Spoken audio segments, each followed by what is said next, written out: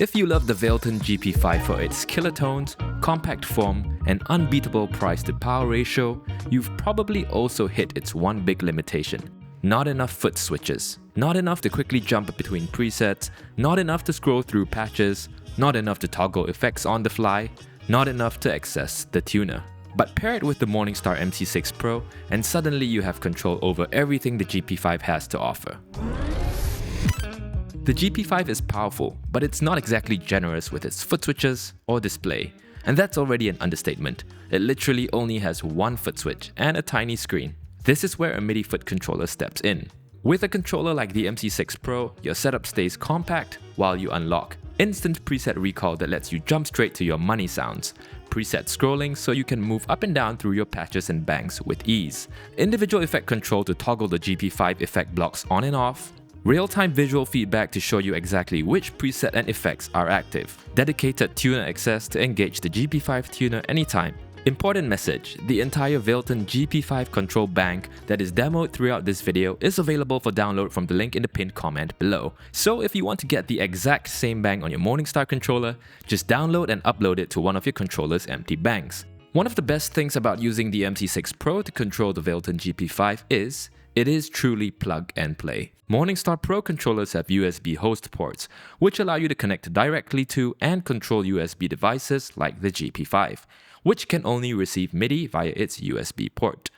All you need to do is connect the MC6 PRO's USB host port to the GP-5's USB device port with a standard USB-C cable. No extra boxes, no adapters needed. At this present moment, the GP-5's MIDI channel is locked to channel 1, so just be sure to send all MIDI messages for the GP-5 via MIDI channel 1.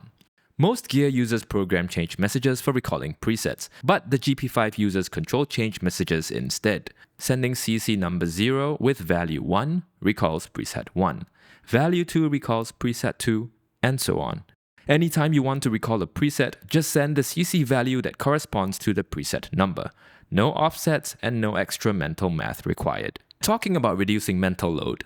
In true Morningstar style, all the MIDI messages required to control every available function on the GP-5 are found in the Morningstar MIDI dictionary within the editor. Simply select the function you want to control from a drop-down list and you're good to go.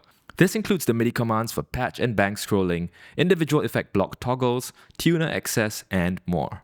The GP-5 has dedicated CC messages for scrolling through presets and banks. Here's a tip that allows you to combine both messages to achieve bidirectional scrolling for both presets and banks with just one pair of foot switches. Let's start with the increment switch. Program one switch to scroll up through presets using a press action and long press action. This will allow you to scroll through presets one press at a time or by holding down the switch.